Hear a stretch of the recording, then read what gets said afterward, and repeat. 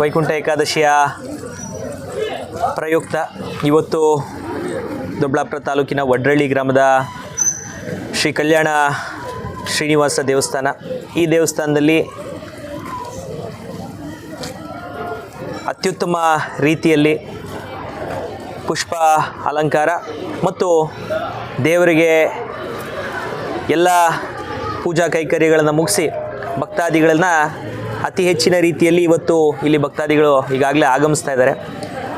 ವೈಕುಂಠ ಏಕಾದಶಿ ಪ್ರಯುಕ್ತ ದೊಡ್ಡಬಳ್ಳಾಪುರ ತಾಲೂಕಲ್ಲಿ ವಡ್ರಳ್ಳಿ ಆಗ್ಬೋದು, ನಮ್ಮ ತೂಬ್ಗೆರೆ ಆಗ್ಬೋದು, ನಗರದಲ್ಲಿರುವಂಥ ತೇರಿನ ಬೀದಿ ವೆಂಕಟರಮಣ ಸ್ವಾಮಿ ದೇವಸ್ಥಾನ ಆಗ್ಬೋದು, ಈ ದೇವಸ್ಥಾನಗಳೆಲ್ಲರೂ 5ನೇ ಶತಮಾನದ ದೇವಸ್ಥಾನಗಳು.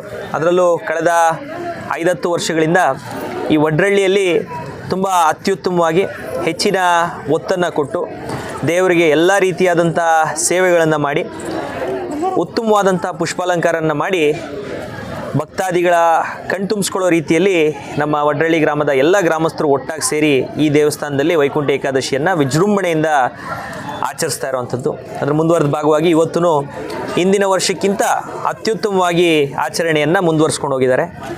ವೆಂಕಟರಮಣ ಸ್ವಾಮಿ ಆಶೀರ್ವಾದದಿಂದ ಪ್ರತಿ ವರ್ಷ ಇದೇ ರೀತಿ ಇನ್ನೂ ಉನ್ನತ ರೀತಿಯಲ್ಲಿ 100 ವರ್ಷಗಳ ಕಾಲ ಈ ಒಂದು ವೈಕುಂಠ ಏಕಾದಶಿ ಕಾರ್ಯಕ್ರಮ, ವೈಕುಂಠ ಏಕಾದಶಿಯ ದೇವರ ಪೂಜಾ ಕಾರ್ಯಕ್ರಮಗಳು ಇದೇ ರೀತಿ ಮುಂದುವರಲಿ ಅಂತ ಹೇಳಿ ಭಕ್ತಾದಿಗಳೆಲ್ಲರೂ ಬಂದು ಈ ಒಂದು ಅದ್ಭುತವಾದಂತಹ ದೇವಸ್ಥಾನದಲ್ಲಿ ಬಂದು ಆ ದೇವರ ಕೃಪೆಗೆ ಪಾತ್ರರಾಗಬೇಕು, ಈ ಮಾಡಿರುವಂಥ ಎಲ್ಲ ಅಲಂಕಾರದ ದರ್ಶನವನ್ನು ಪಡಿಬೇಕು ಅಂತ ಹೇಳಿ ಕೋರ್ಕೊತೀವಿ.